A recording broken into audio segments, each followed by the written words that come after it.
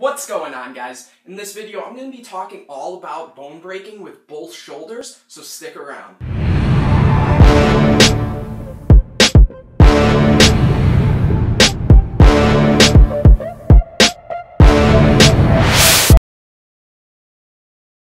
So in the past, I've done tutorials where I've been bone breaking with both shoulders. For example, the double out or the back and forth. All of which, any move I mentioned in this video will be in the description below if you want to check out my tutorial on them. So make sure you do that. And so those moves involve bone breaking with both shoulders. And I've explained how to do those before. So what this video is going to be more focused around is the bone breaks that are meant for one shoulder but are able to be done with both. For example, the dead arm is a very easy example. How it can be done like this, or with the other arm, like this. So it involves a better understanding of bone breaking, and it also makes so you need to be able to be equally as flexible with both shoulders. So basically, the first thing that a lot of people don't understand is why they're having problems learning to bone break with both shoulders. And the answer to that is extremely simple. It's when you first learn to bone break, I've mentioned this in a lot of my previous videos, where you go with whatever arm you feel comfortable with. For example, when I first learned the dead arm, I started using my right shoulder, how I showed the first way, like this. And the reason for that was it just felt very uncomfortable when I tried it with the other shoulder. I didn't learn to bone break with the other shoulder till I was already onto more advanced bone breaking moves. So the thing with it is it's going to be uncomfortable, more than bone breaking already is.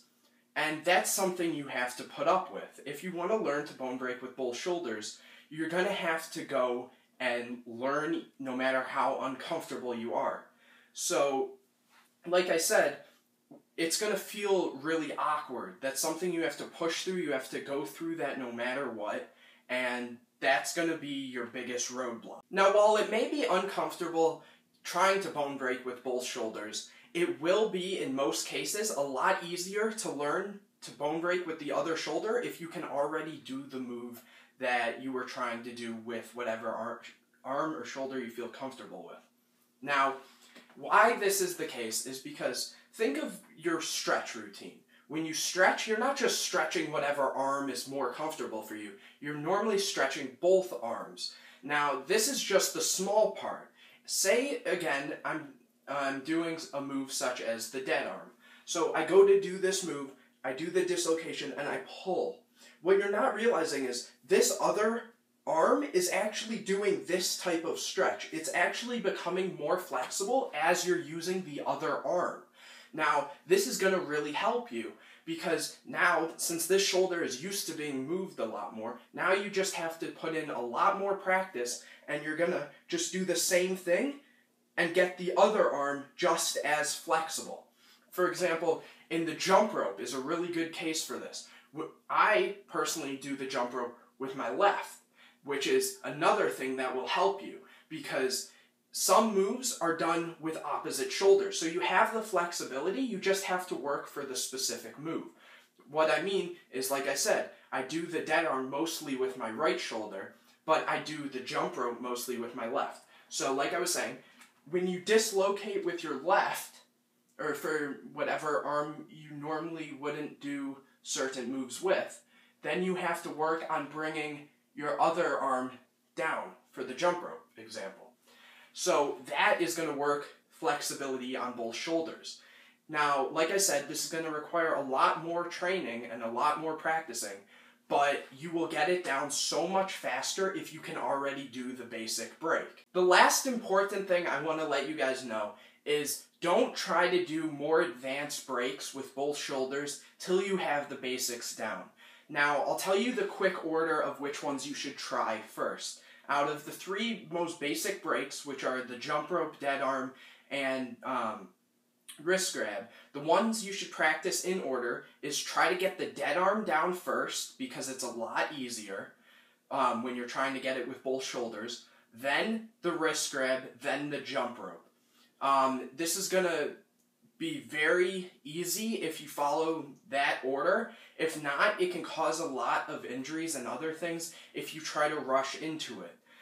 So definitely stick with trying to learn those in that specific order. And just a small hint for when you actually go to learn the jump rope with both. When you go to do that, so I'll use my right shoulder since it was my worst one.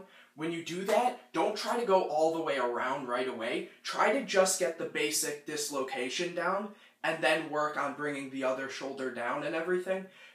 That will be very helpful because I know from experience when I tried rushing that and going all the way around right away, I got a lot of pain in my shoulders that could have been very easily avoided. So just a quick recap.